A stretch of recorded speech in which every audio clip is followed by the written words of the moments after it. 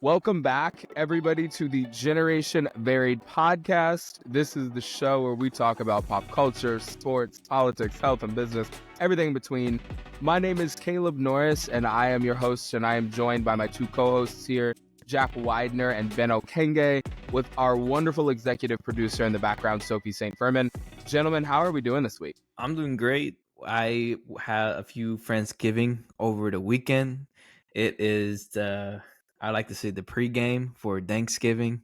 So I'm putting in my reps. It's just fun, during this time where, time is moving very slow but fast at the same time. But then people gather together to, you know, share over a meal, that's like, they put effort into making the casserole or a dessert. So that's just been fun this past weekend, just to see everyone before we all go to home or different places for holidays. So I had a pretty good weekend. So yeah, and I love Thanksgiving food. You love to see it. I have my first Friendsgiving tomorrow, actually. So I'm excited for that. I like Thanksgiving. It's one of the nice perks of living in America that I've loved since being here.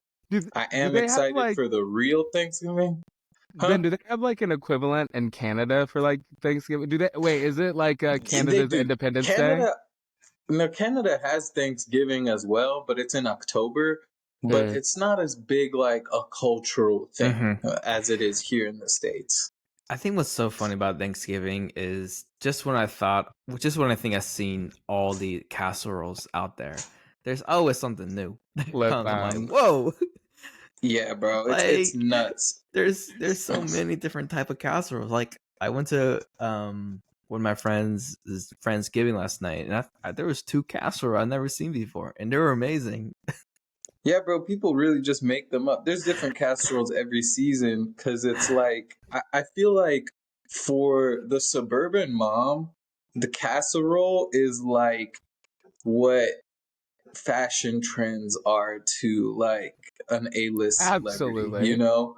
Absolutely. Like you gotta be on top. It's like, oh, you didn't keep up with Pinterest season 2024? Ooh, listen, the you can't be part of the group.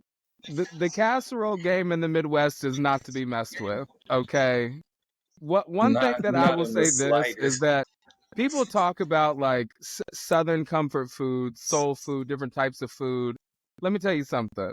A Midwest casserole from one of them ladies that know how to make a mean casserole, that meal will stick to your ribs. Okay. Speaking of the holidays, I was gonna ask you guys. What are so two questions here. Either favorite casseroles or whatever, answer both. Gift that you are most likely to be regifting, if you regift at all. Are you a regifter? Like, talk to me about your regifting things, because I have to know. I for one am a regifter. I'm going to regift lotion, chapsticks, candles all day.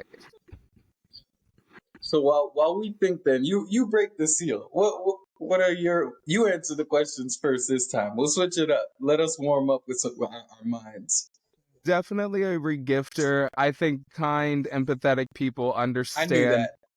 Understand that. Here's the thing. I'm a very particular person. Nobody is surprised.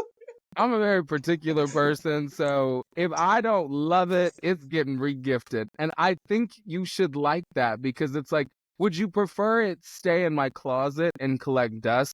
Or there might be somebody that really enjoys that item. It's like, we're meeting the needs of people. I'm doing the biblical thing, really. I'm being Jesus to people during the holidays, if you really think about it. What about the casserole? Favorite casserole? Ooh, I don't know. Probably like my mom makes a mean like chicken mushroom rice casserole thing. Listen, that with that like mushroom sauce on top with green olives.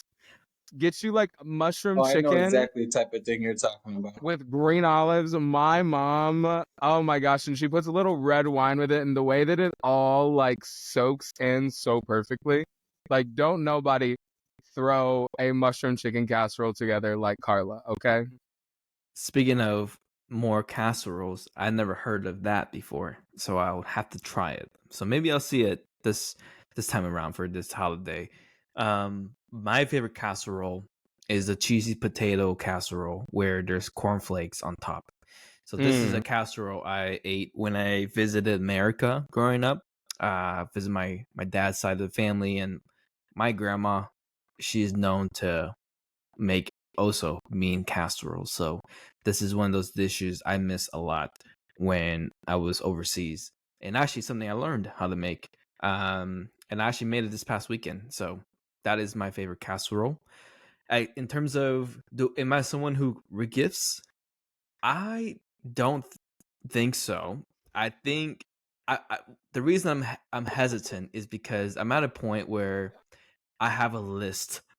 Like, if it's better you give me something I know, I know I want. He has a Christmas Because registry.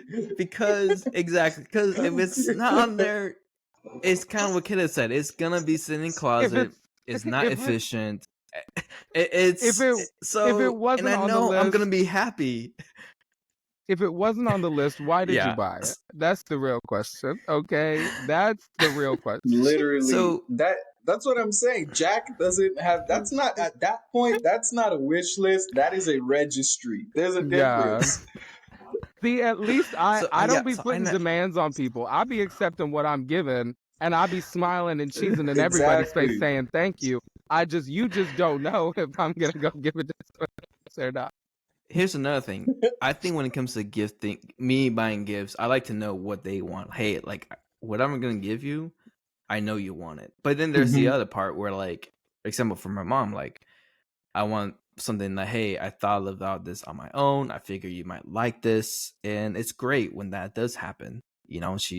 Or, but on the other side, that time when when someone opens the gifts from you and you just know it didn't hit, Mm-hmm. so Mhm. you're feeling that little guilt, not guilt, like maybe they don't think I'm not being thoughtful enough. But you also kind of feel a little resentful, like you should be thankful because I got you something. So let's just eliminate that and just put a Christmas list together. It solves more issues, you know. Nah, that's fair. That's fair. I like that. Fair. So for me, the casserole, the cheesy potato casserole, that exact one that you're talking about, Jack, that might be number two for me. Because also, It's I up feel there. like the first time I ever had it was when I moved to America, and I remember my first Thanksgiving here, and that was one of the things I was like, I got to keep going back for Yeah. that. I don't even know what this is, but it's good.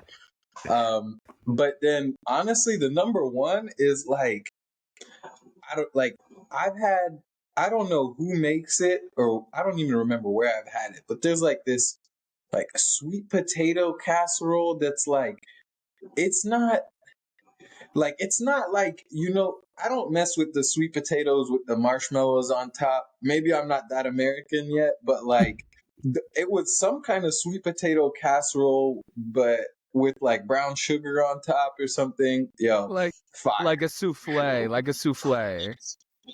I don't know if it was a souffle or whatever, but this unnamed casserole has my heart. So I'm going to say that one. So if you're listening to this, you know what Ben is talking about. Let us know what that is Yeah.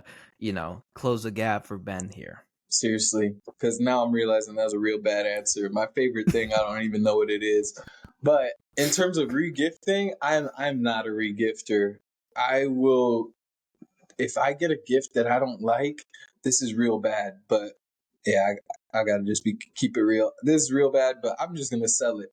That thing's going on Facebook Marketplace. That thing's going on What? eBay because Oh my god. because because it's like regifting, but with the penalty. That's the Mm. way I see it. It's like, shame on you for getting me something I didn't want. Now I'm about to make a come up. See, I'm the Right? nicest person here. I'm the nicest I'm person not here. even gonna lie. I will smile in your face and Yours say is the thank most you so polite. much. Yours is the most polite. No, but here's my thing. I'll just say that like most people who get me gifts, they know me well enough to know what to get me. But like one thing that guarantee I will regift every single time is any type of decoration, any type of house decoration, whatever. The audacity, The honestly, if audacity. you know me well, no, for real, Ben, it's why is that your top? Why? Tell us. I just feel like it's kind of disrespectful to get me a That decoration. Like you assume you know my taste so well that you can put something that's gonna how take up not only physical but mental real estate, and like I gotta look at this every day. And then this if is you come over and I didn't put it up, then then you're gonna be salty. Oh, he didn't like my decoration, and it's like, yeah, you should have known. This is my taste. I get to curate my space. here's the thing. Anyway, I'm passionate about that one, but don't buy me decorations. I can just see Ben at 10 years old just like opening up something that was a decoration and him just looking around like, Yeah. are you serious? Is this has this Yeah, not now I You been my think this know. rule my poster is whole going life? on my wall? Wait, let me you have the audacity to think that you know what's going to take up real estate in my bedroom?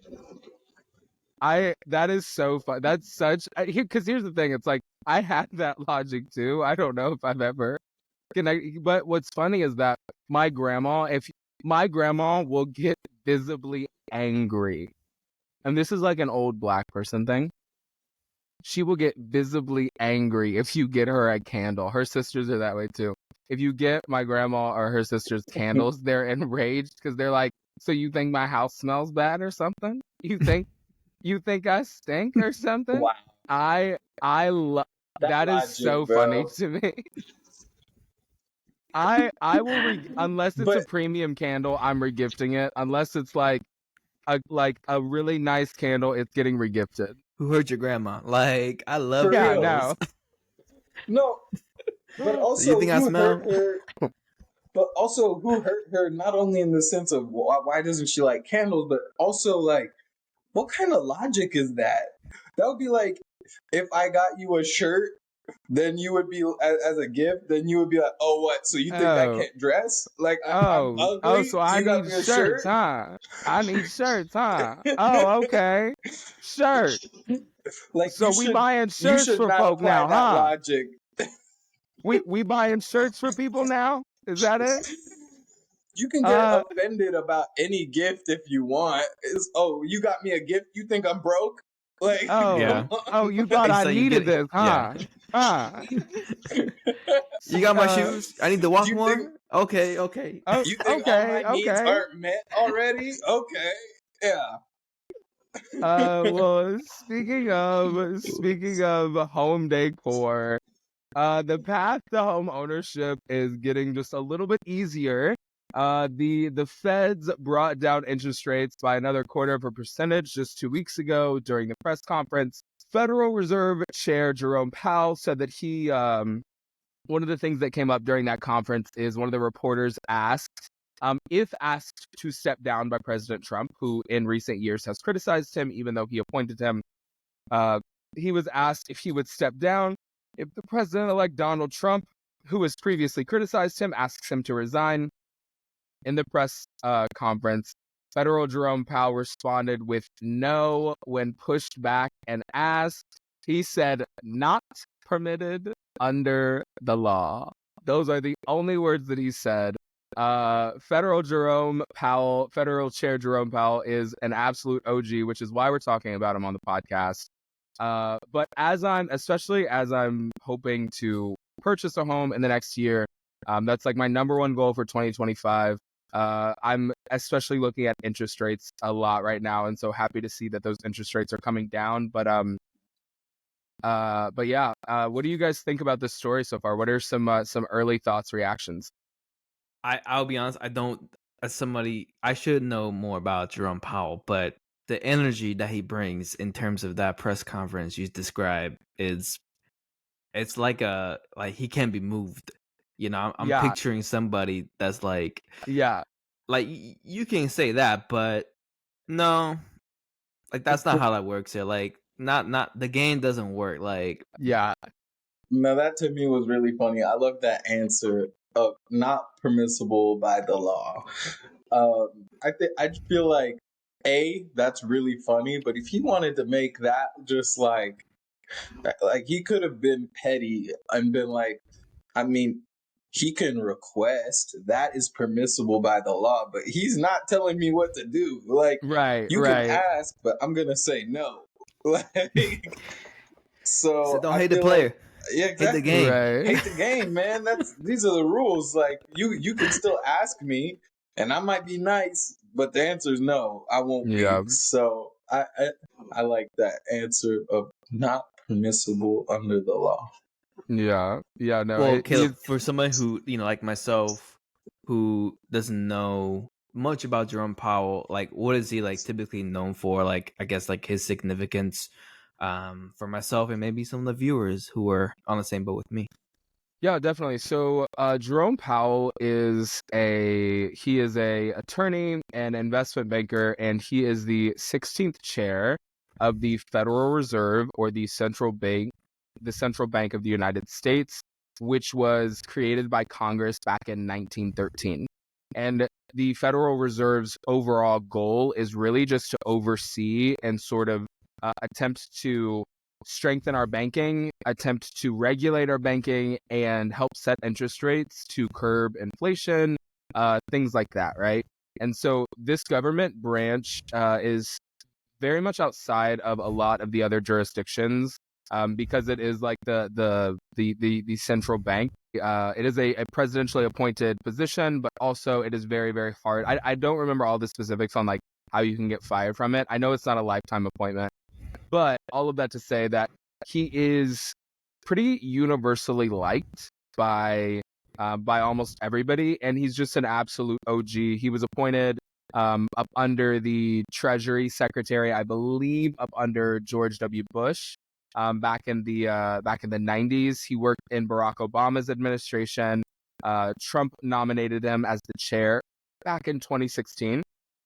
He's So he has like honestly, that bipartisan. yeah, he has bipartisan support, really. With this new press conference, can you kind of show a bit more, I guess, maybe why Trump was wanting him off, or and then for your perspective, where's Jerome Powell in the middle of all of this? In terms of why he has worked with Trump in the you said in 2016. Yeah. Why is it different now? So I think I don't remember all of the reasons why President Trump has criticized him. Um, I think I think he's criticized him for things like not cutting interest rates faster. But honestly, if we're being honest, my overall opinion on it is I think Jerome Powell has a stacked resume. He understands how the economy works really, really well. I Mm. think if you look at our inflation levels, I think it's 2.3% is what he was clocking it in at just a couple of weeks ago. That is leaps and bounds lower than almost all other countries, even close to us. Like closest person to us, I think, is like 6%. And when I was looking at the stats a couple of weeks ago when I was watching it. So overall, we're doing really well with inflation, and I think it's because of his very clear leadership. He has a very clear tone with the American people overall. He's very big on transparency. He's very big on having that bipartisan support. He's praised for how he handled the COVID-19 pandemic, how he's handled the interest rates decisions.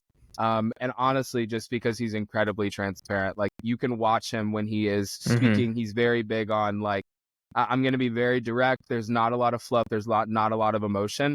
And honestly, that's what you want from my perspective, a federal chair. You want somebody that has support from both sides of the aisle. You want somebody that's very transparent. You want somebody that says, I'm not scared of any sitting president. I have an assignment and I'm doing my job, so I don't really care. Like you want that person leading the Mm-hmm. central banks. You know what I'm saying? So I think he's doing a great job.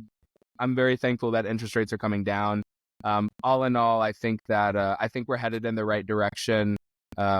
With the if we could get some support in Congress for outlawing private equity firms buying up all of the homes in America, we might actually be able to, increase home ownership across our generation, across millennials, that kind of stuff. So definitely we'll be looking for other branches of government to step up there. But honestly, as I'm trying to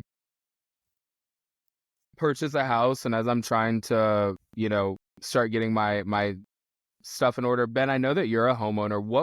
What's from your perspective, like things that you weren't expecting, whether that's at the closing or home ownership, things that like people didn't prepare you for? Like what's your perspective on home ownership in your mid to early 20s, Say, yeah, I would say there are a few things. Like one, in terms of the actual process of buying a home, it's like shockingly easy. Like Hmm. I don't know, like there's some background work that has to be done and stuff, but at the end of the day, like I found the process of us buying a home was easier in most ways than us finding an apartment to rent, which is nuts. Wow. I mean, the stakes are a lot higher, so you don't want to mess up, but also just like technically speaking, it's so easy. You just show up and sign some papers and they give you keys and it's yours. And like, yeah, there's a lot of papers, but other people all do all the work for you. You just have to like, there are very few decisions that you actually have to make if you have the right team in your corner when you're buying a home. So that's one thing.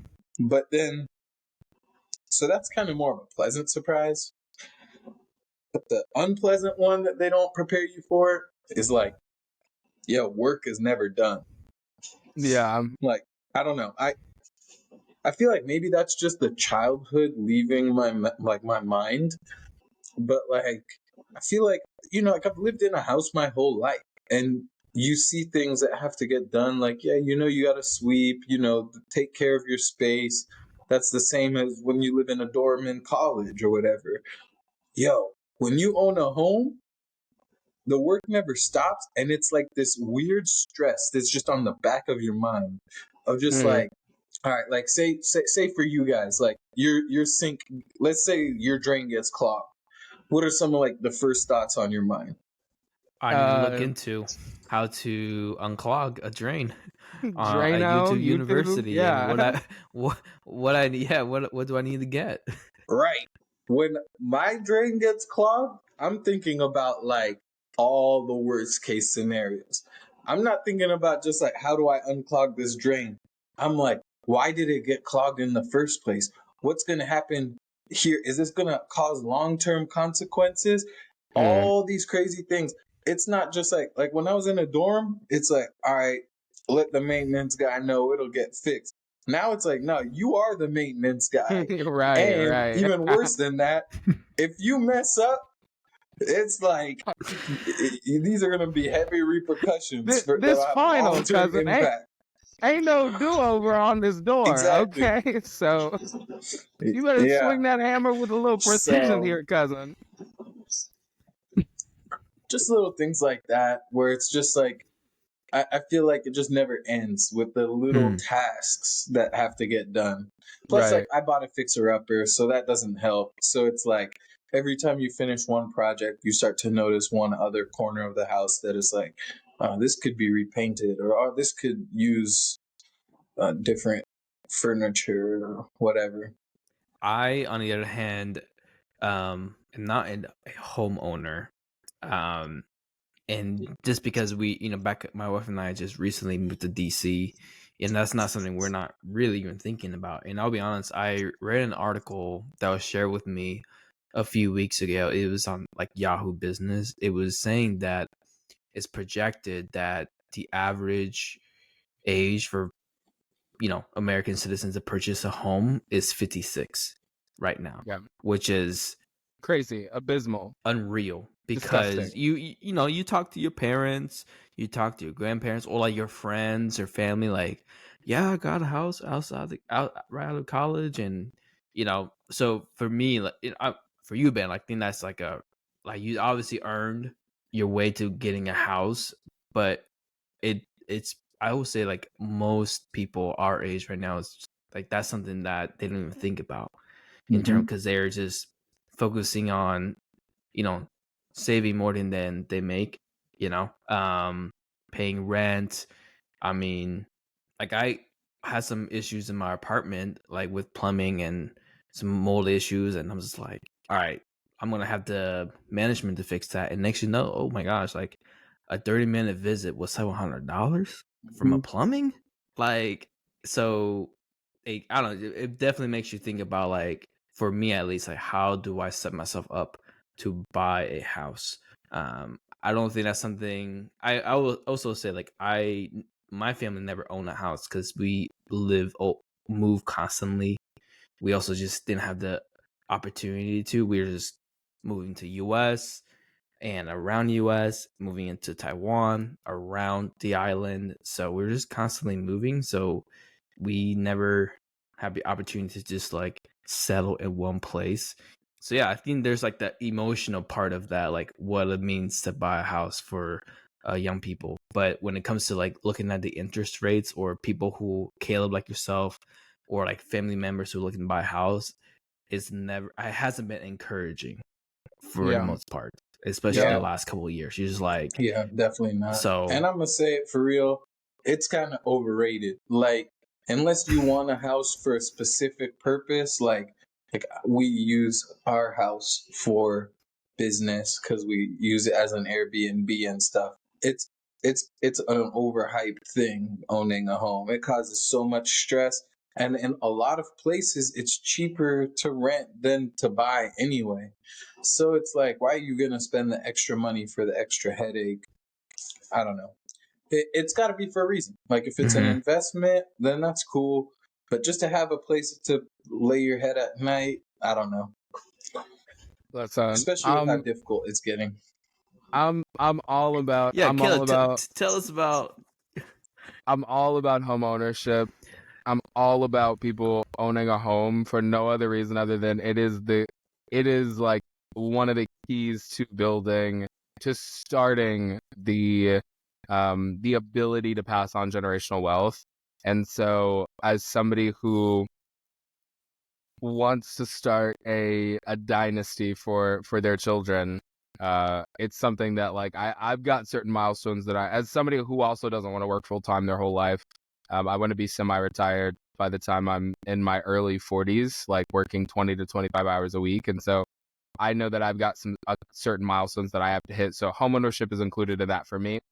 Might not be for everybody, but I think if you are, Mhm. if you're, wanting to start planning for your future, for your family, that kind of stuff, start at least looking at it, thinking about it, and trying to put a plan in place.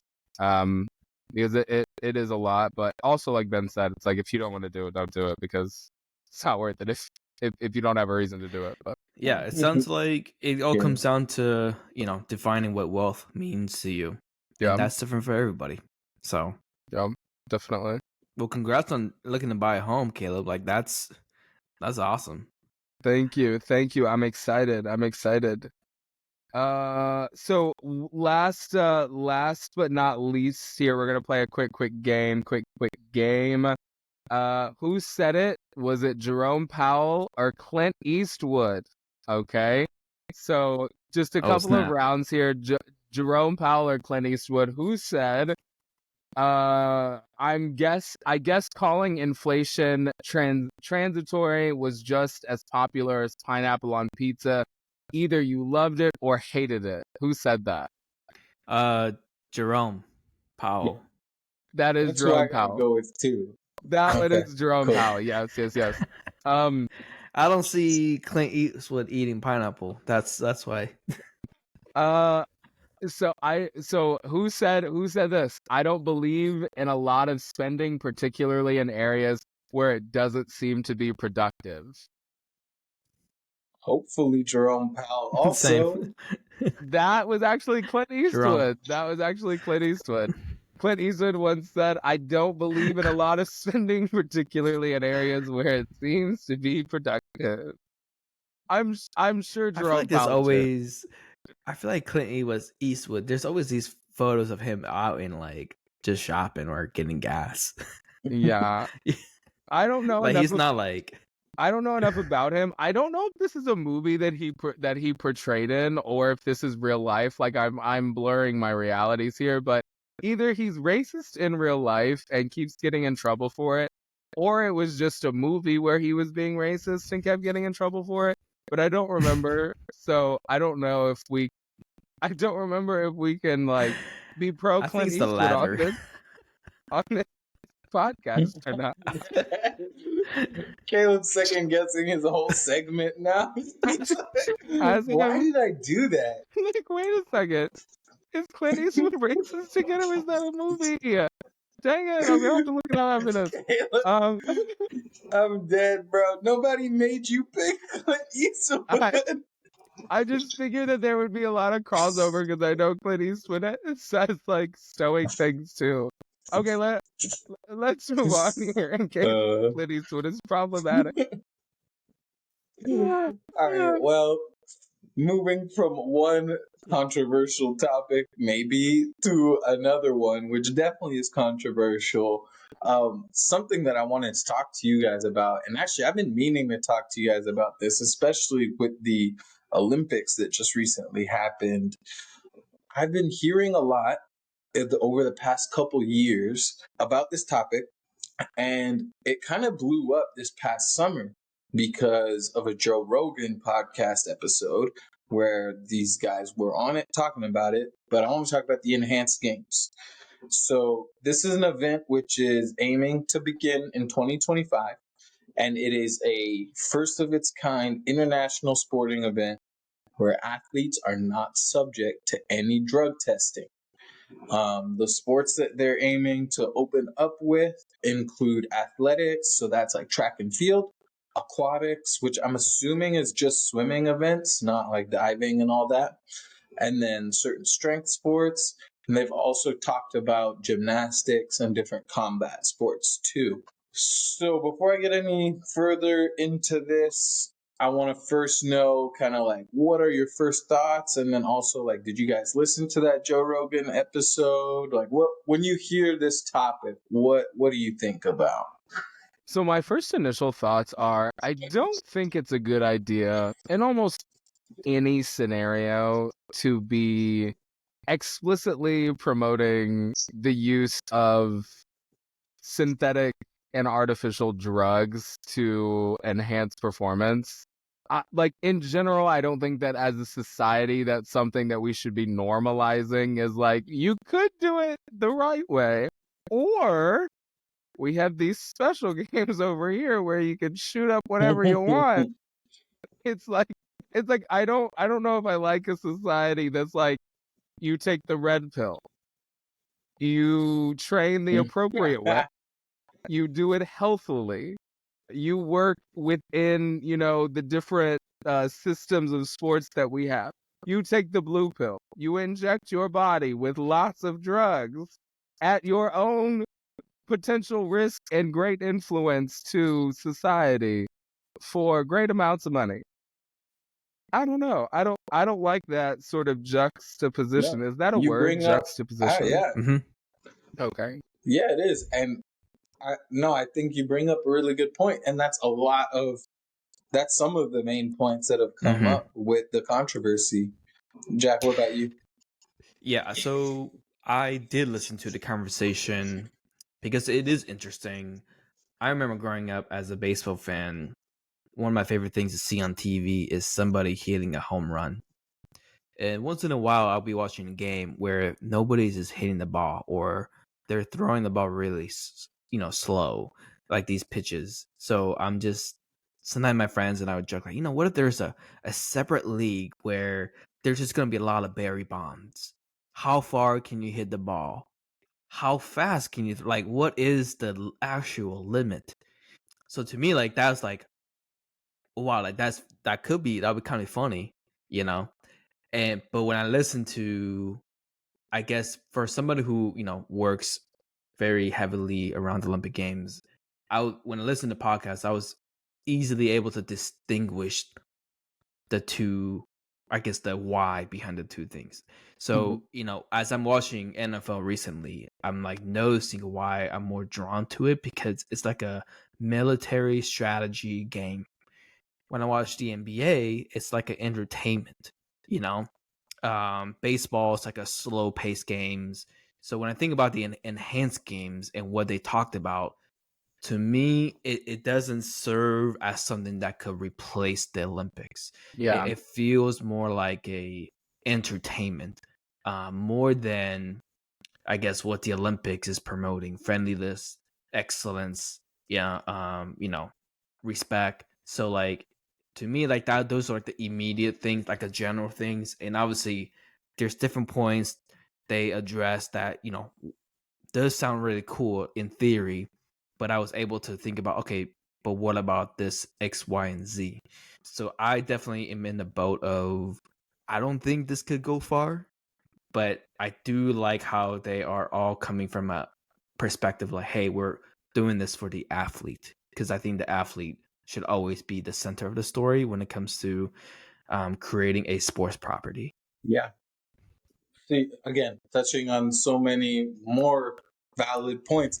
There's actually this is a topic where there's a lot to be said about this, and I hope that it's something that we can like revisit in the Mm-hmm. future as this actually happens. Hope if it happens, and so let me just tell you guys a little bit more about it. The whole idea was started up by an Australian businessman named Aaron D'Souza. The idea came up actually very similarly, Jack, to what you were talking about, just based off this idea of what would it really look like? What is the true limit of human potential and athletic performance, right? And he wanted that question answered. Now, since he's come out with this idea and publicized it and made it a real thing, it's actually gotten pretty negative reactions in general. Kind of unsurprisingly, the IOC, so the International Olympic Committee, actually made a statement saying, if you want to destroy any concept of fair play and fair competition in the sport, this would be a good way to do it. This is completely at odds with the ideas and values of the Olympic Games. Now, Oh according to the wow. founders of, which, yeah, They didn't hold bold back, huh? statement. That I No, they did know. not hold back. It's bold. If you want Um, to destroy sports forever, continue doing that. yeah, which also seems a bit dramatic, but hey, they have a real something to protect, right? So now, according to the founders of this enhanced games, there have been hundreds of athletes that have reached out wanting to participate.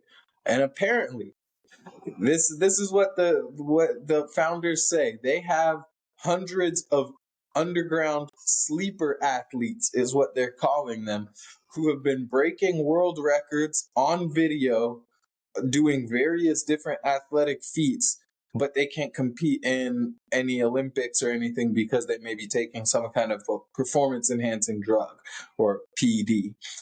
So, like, to think about, like, there might actually be some people out here right now living who are the best athletes in the world, but we just don't see them because it's unfavorable.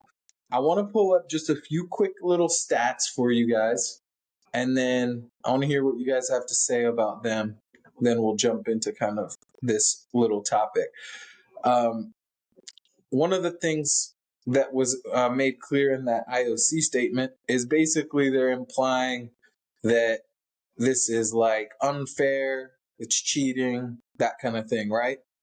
Well, according to the enhanced games, they pulled from some research which showed that 44% of world-class athletes admit to using banned substances today, and yet only 1% of athletes actually are getting caught right now. Another stat. That's not Here's a insignificant. That financial doesn't stat. feel. That's huge. Oh, absolutely not. And we'll talk more about that. Here's a financial stat. I'm just outlining the different topics that we're going to talk about. Financial stat. 59% of United States Olympians make less than $25,000 in an Olympic year. So, in the year where they are dedicating their entire lives to their country, well over half of them, almost 2/3 of them, are making less than 25K. 58% of elite athletes globally are financially unstable. That's also interesting.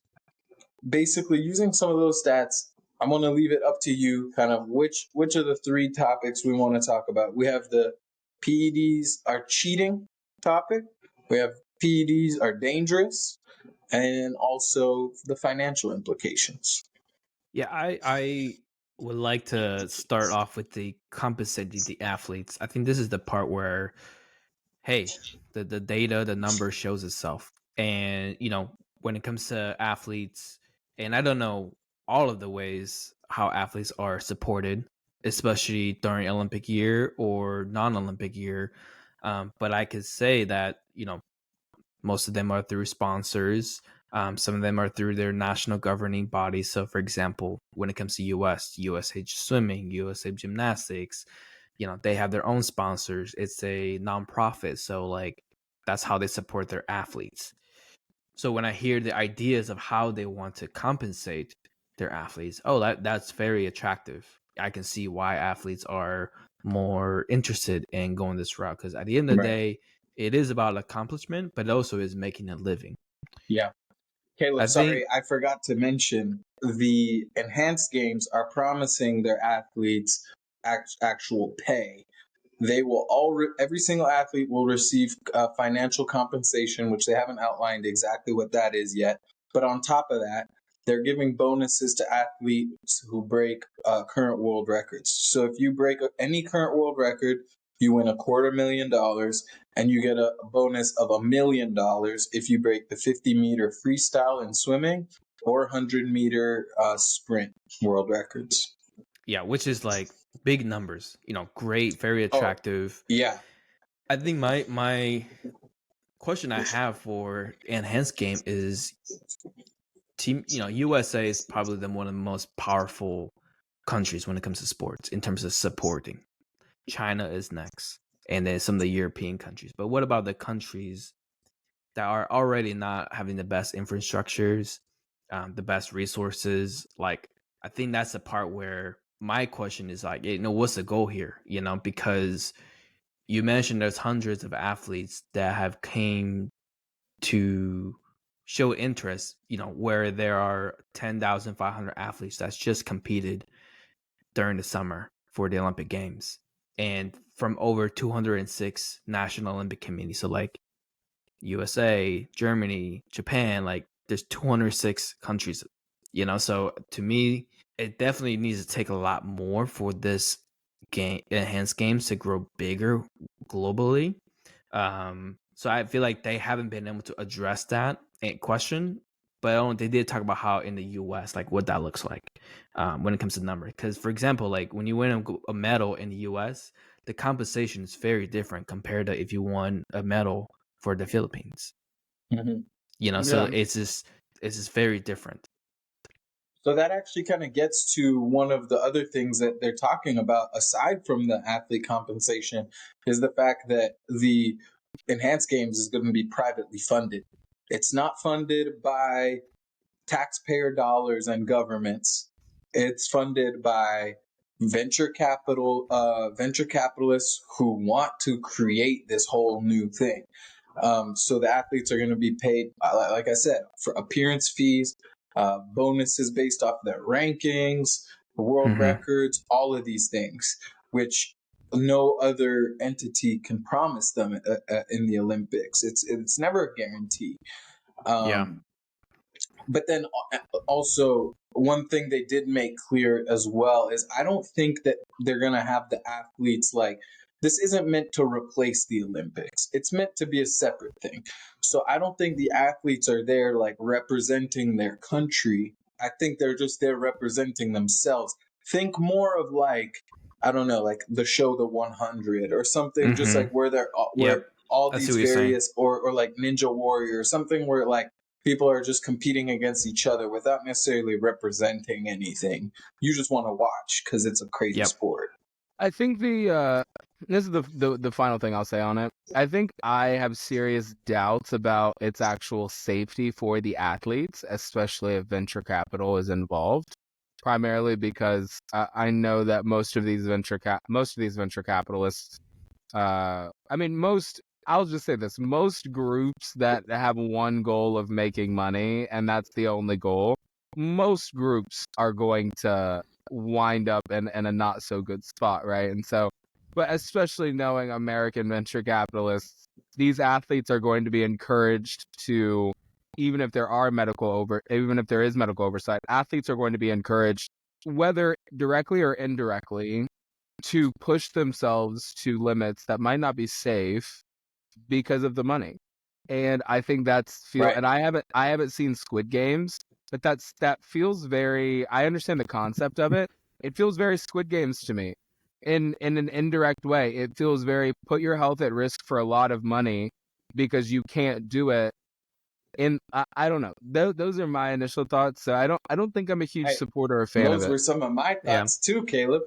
Those were some of my Really? thoughts too.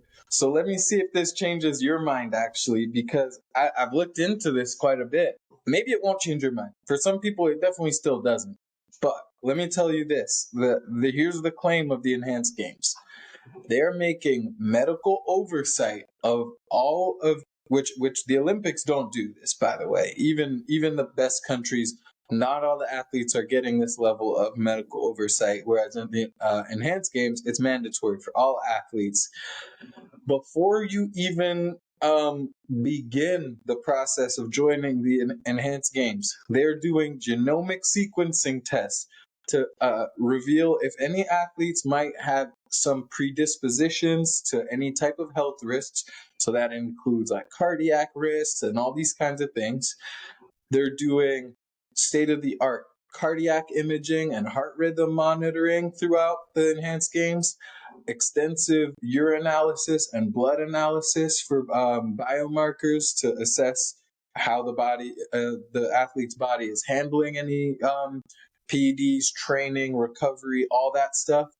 They're doing imaging, like musculoskeletal imaging. They're doing brain imaging and cognitive functioning assessments throughout.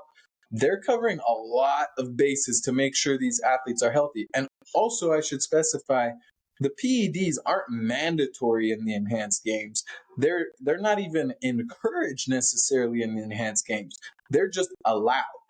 And they still have regulations around which drugs are allowed, because they can't just be encouraging you to go take like dangerous drugs like cocaine or something, or things that are highly illicit, right? Like Schedule 1 drugs, those are still banned. do do Um, do a but line anyway, does that change your mind at all? I don't think it changes my mind very Then go much, but long like, jump. imagine somebody does Yeah. a line and then goes and pole vaults or something like that, and they're like, "Ooh, yes, just got over that one just barely." Like craziness. I think the last three things, or four things, I would say one, I'm just agree. I like that they're putting the athletes in the forefront. Like we're finding ways to Mm-hmm. make this more not only entertaining for fans but for athletes. With that being said, when it comes to showcasing best athletes, one thing I really appreciate about the World Cup or the Olympics global event is it's a way you kind of put because it's broadcasted all over the world at the same time. Right. Kids are gonna have really great impact when they see or inspired. For example, if I now found out, hey, Kobe took a little bit of steroids for one of his season, does that take away his greatness and whatnot? I That's a don't good think so, question. No, but neither do I. I think it could be questioned. But if NBA is like, hey, we're changing the rule, everyone can do this amount, then that makes sense. So I think when it comes to the impact of the next generation, that's the thing. Like, if you're saying you're not the Olympics, but you keep comparing yourself with something that's, you know, a global event, I think you need to think about the next generation. So, and the second thing is, they talk about hosting cities across different cities at the same time in the world. I Mhm. think one thing we like about the World Cup or the Olympic Games is they do a lot of cultural celebration. Like it Yeah, hones in on, for example, London or Rio and now Paris. Like these are things where if I'm living in Taiwan, I don't know much about London besides movies, but now I'm seeing Mr. Bean playing piano on opening ceremony, or I'm seeing these landmarks now, they're more recognizable. So I think that's operationally like that. That's kind of difficult. And then finally, I think they should change the name Enhanced Game because I want the game, the name itself to me, like that's not super marketable. They yeah, need to I change it agree. to something I think the that's, name is yeah, whack. I think the name is really So terrible. because if I were the Olympics, I would say like, hey, that's IP because the games like that belongs to us or something like that. I can see them making doing that. If I know, I think it's very bold of them to bring this idea up. I think there will be people to see it. I just don't know if it does have the legs and needs to be, I don't know, to carry out the vision that they have. So Right. So it doesn't sound like you think it'll make it very big. Caleb, what do you think? Do you think this is going to make it? Um, I mean, I think anything with a little organization and money has the potential to be successful. It would not surprise me if this was a success.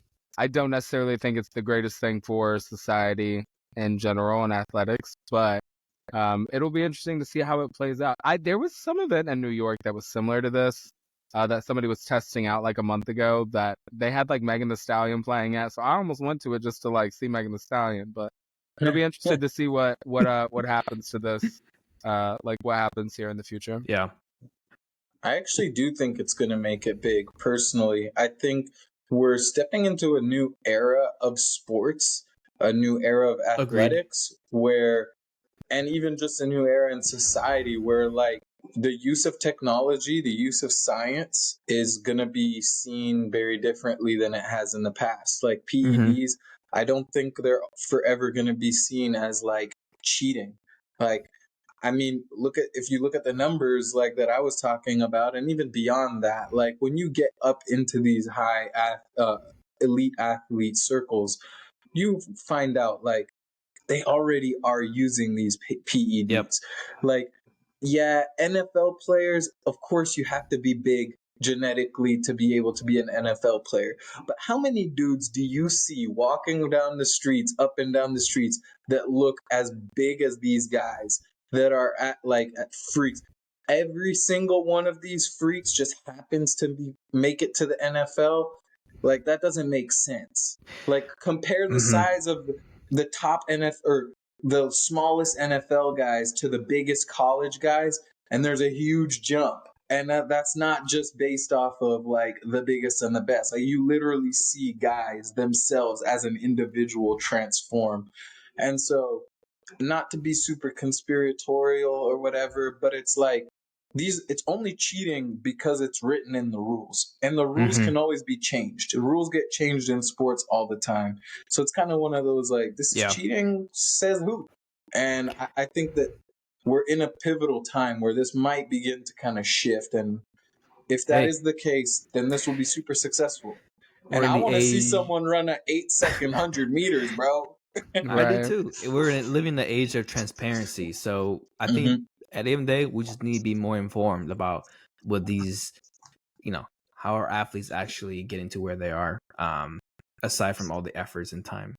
Well, shifting to another sporting event, and I'll try to keep this short because this one is pretty funny, and I honestly just want to ask you guys questions and not too much about the event itself. So on Friday, listeners, if you didn't get a chance to watch this, don't worry about it. I think the most important thing is definitely go to Twitter because that's or X because that's honestly where all the entertainment is coming from.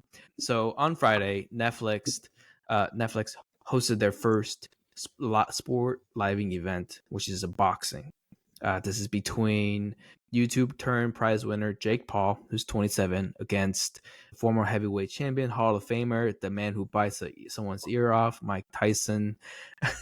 So they, box at AT&T Stadium in Texas. Over 60 million household tuned in to this event, which was, a pretty impressive number for Netflix for their first sporting event. Ben, Caleb, did you watch it? Did you tune it in? I did not watch it. I'm not gonna lie to you guys. I went to bed and I was like, the clips will be out tomorrow. I Yep. I had a feeling it was gonna be underwhelming, and turns out it was. So I guess I got lucky. Yeah, the fans were swindled. The people were swindled live all together. 250 million of us. What I'll say is this: is that I watched up until their fight, and then I fell asleep watching it. So I literally fell asleep before they fought. I thought that the women's boxing was so entertaining. I Oh, thought that one girl that actually won did not yes. actually win. She got robbed Agreed. egregiously. She was cheating, Yeah. headbutting. I don't even be knowing boxing, but I was watching it and I was like, I don't know who the woman is that lost, but she just won herself a lifetime fan. Okay, that's number one. Yeah. Uh, Uh, I quick things for listeners right now. So between Mike Tyson and Jake Paul won on a unanimous decision in the end. So Mike Tyson wasn't able to, beat the most hated influencer on the internet. Unfortunately, it attracted, a ton of viewers. 65 million was their peak in terms of viewership. But I do want to talk about what Kayla brought up: the fight between Ireland's Katie Taylor over Puerto Rico's Amanda Serrano. So I actually watched that fight too. The number, according to Netflix, said there was 50 million household globally watching the main event, and this would make it the most watched boxing event in the history for women's. And it was so great. It was such a great fight and very bloody as well. But I think that was definitely a big win for Netflix. But the loss for Netflix is the technical issues. They didn't have the ability to. There's a lot of outages. There's a lot of streaming issues. So a lot of fans and audience went to Twitter, just complained the whole time. So yeah, and that brings to the next question: can Netflix handle the viewership when it comes to Christmas Day? Because I don't know if you know, they're actually going to be broadcasting 2 NFL games on on Netflix on Christmas this year. So that is going to be very interesting to see Netflix do. Yeah, and Beyonce is doing a halftime show. Like she's The she's viewers will be there. viewership will not struggle when Beyonce is At least present. I'm not guy. Yeah. Lisa Al Gaib is You feel present. me?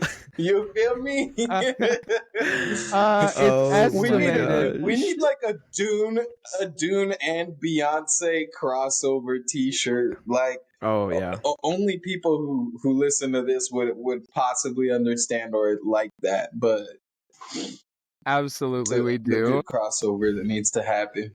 It is estimated and projected, and this is what I'm holding on to, everybody. I'm holding on to the fact that Beyonce is probably going to announce Cowboy Carter Act 2 tour on Christmas Day. That would be the greatest Christmas present to me. I am not going to sleep on those tickets this time, Beyonce. I will be on the floor. I love you so much. Jay-Z, if you're listening to this, we want you to know we want you on this podcast so bad. Jay-Z, I'm going to have you on my podcast sometime Real bad. in my Oh, we'll life. get I it. promise you that. Huge Well, Jay-Z guy. last question for you both. So I think the most fun part about this fight between Jake Paul and Mike Tyson was the internet, and that's not surprising.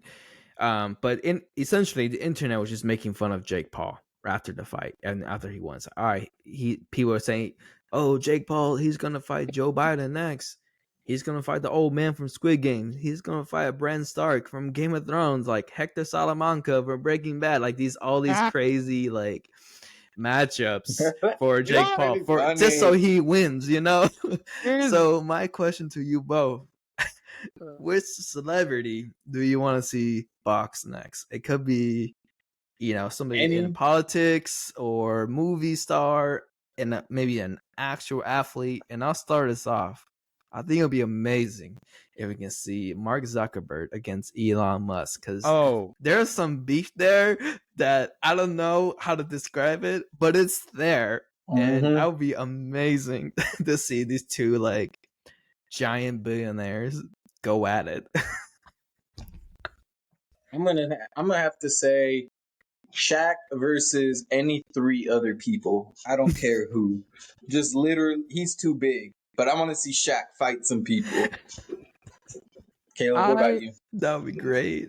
I would personally, honestly love to see. This is a real one. I'd love to see Floyd Mayweather get in the ring with because personally, I think that the fight was a little on the rigged side. If we're being honest, there are a couple of Oh, for stills. sure. There are a couple of stills where he's literally like signaling, like he gives him like an eye signal after Mike gets like a really good punch in. Oh That's like, no.